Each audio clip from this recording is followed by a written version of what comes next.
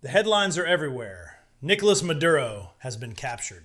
In the early hours of January 3rd, 2026, U.S. Special Forces conducted a raid in Caracas, taking the Venezuelan leader into custody to face narco-terrorism charges in New York. A stunning geopolitical event. But the story that has the crypto world buzzing isn't in the mainstream news. It's a wild rumor about a ghost wallet, a shadow treasury that some claim could hold the key to the future of the entire crypto market.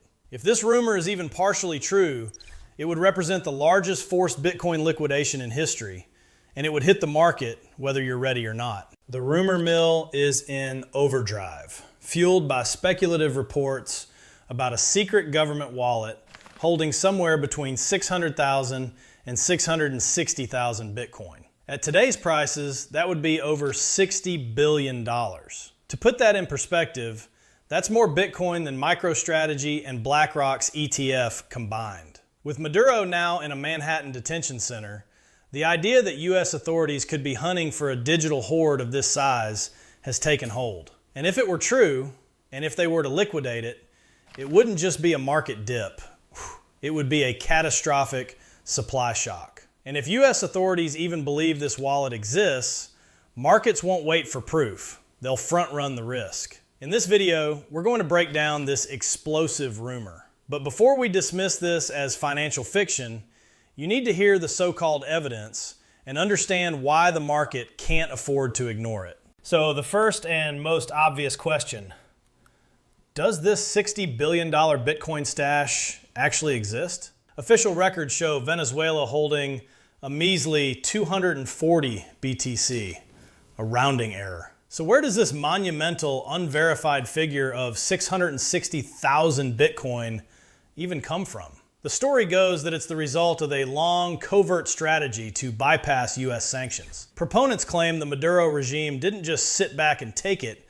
They went underground, building a shadow treasury completely off the books. This wasn't a random effort, the story continues, but a systematic plan to create a financial black hole. The first supposed pillar was gold. Between 2018 and 2020, as sanctions tightened, Venezuela allegedly began liquidating its gold reserves, swapping a reported $2 billion worth for Bitcoin. Back when Bitcoin's price was hovering around $5,000, that could have, theoretically, acquired 400,000 BTC. Now here's where this theory starts to scare institutions. The second pillar was oil.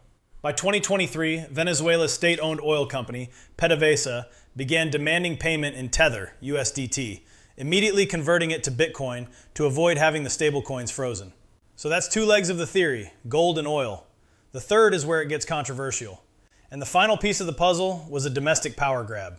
In May of 2024, the government banned unauthorized crypto mining and, according to the rumors, seized thousands of mining machines, funneling the Bitcoin they generated directly into the state's secret wallets. This is the detail most people skip, and it matters. When you combine these three speculative streams, you arrive at the 600,000 to 660,000 Bitcoin figure. But let's be perfectly clear. There are no verified reports from major outlets, no on-chain data, and no intelligence agency confirmations to back any of this up. It remains, for now, financial fiction. But in the crypto market, narrative can be everything. And with Maduro captured, this powerful story is now in play. The capture of Maduro is a major political event. But let's entertain the rumor. What if this treasure trove, representing nearly 3% of Bitcoin's total supply, is real? There are only three ways this can play out for your portfolio. Let's call them the freeze, the strategic reserve, and the sale. Scenario 1, the freeze and litigation. This is widely considered the most likely outcome if the coins exist. The U.S. Department of Justice can't just spend the Bitcoin. These are assets tied to a foreign state. The moment the U.S. gets its hands on these wallets, a legal firestorm would likely begin, with creditors and a new Venezuelan government all laying claim to the money. This legal battle could last for years, effectively freezing the Bitcoin in a Treasury-controlled wallet. The market impact? A de facto supply shock. The available float of Bitcoin on exchanges would shrink, amplifying its scarcity. For long-term holders, This is a dream scenario. Scenario 2, the strategic reserve.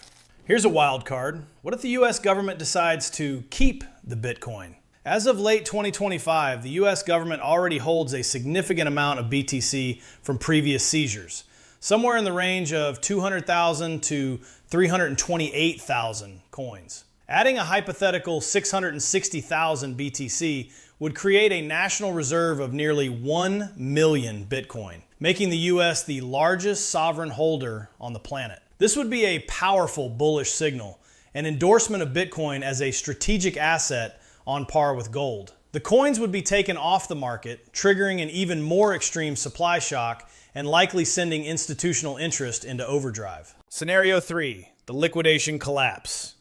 This is the doomsday scenario. What if the U.S. Marshal Service decides to liquidate the entire holding? A sale of this magnitude would be unprecedented. For context, in 2024, the German government sold off 50,000 seized BTC, a move that contributed to a notable market correction. Now, multiply that sell pressure by 13. Even a fraction of this stash hitting the market would cause order books to evaporate, triggering cascading liquidations and absolute panic. Realistically, the U.S. would conduct managed auctions over months or years. However, even an announced prolonged sale would create a massive psychological overhang, suppressing prices and scaring away new capital for a long time. Before you decide whether this rumor matters or not, you need to see why the market isn't panicking. And that's where this gets interesting. So if the risk of a market nuking liquidation is even theoretically possible, why didn't Bitcoin crash when Maduro was captured?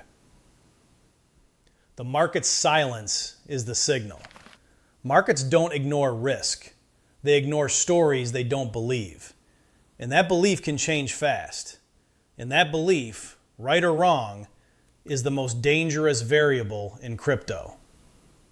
The sophisticated players are not pricing in the doomsday scenario because they see the rumors for what they are, highly speculative. This rational approach is built on a few key pillars. First, there's the complete lack of evidence. In the world of blockchain, big moves are hard to hide forever. The absence of on-chain data makes this $60 billion story feel hollow to serious investors. Second, the market structure is far more robust than in past years. There's an enormous amount of institutional capital in the system thanks to ETFs. Firms like BlackRock and Fidelity represent trillions of dollars in assets. A large government auction wouldn't just be seen as a catastrophe, it would be viewed as the buying opportunity of a lifetime. This capital provides a strong bidding floor that would prevent a total price collapse.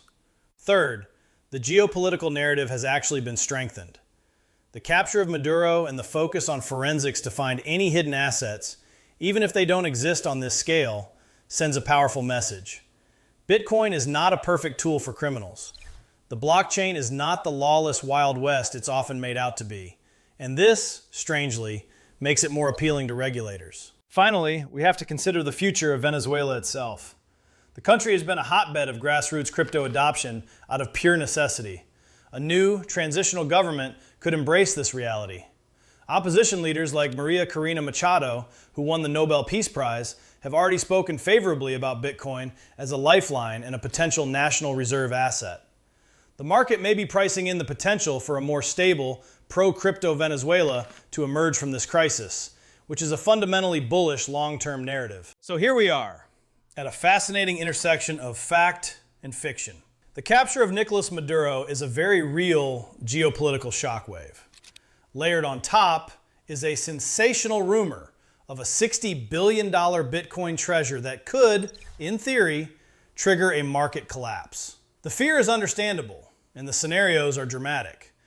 But the reality is that the market has collectively shrugged. It is betting that these 660,000 coins are a work of fiction. Instead of panicking, it is focusing on the bigger picture. Bitcoin is now a legitimate asset on the world stage. Sovereign nations are using it, seizing it, and fighting over it. The outcome of the Venezuelan Bitcoin saga, whether it ends with the discovery of a massive hoard or simply fades away, will set a precedent. But if investigators confirm even a fraction of this story, the crypto market won't have time to debate. It will react first and explain later. The coming weeks will be critical as the U.S. Department of Justice reveals more about its case against Maduro. But I want to know what you think. Do you believe there's any truth to the rumors of a massive Bitcoin hoard? Which scenario, the freeze, the reserve, or the sale, do you think would play out if the coins were real? Let me know in the comments below. And if you want to see more deep dives like this, be sure to check out our other videos on how geopolitics are shaping the future of finance. Thanks for watching. And if this story evolves, it won't stay a rumor. It'll become a case study for how Bitcoin collides with state power.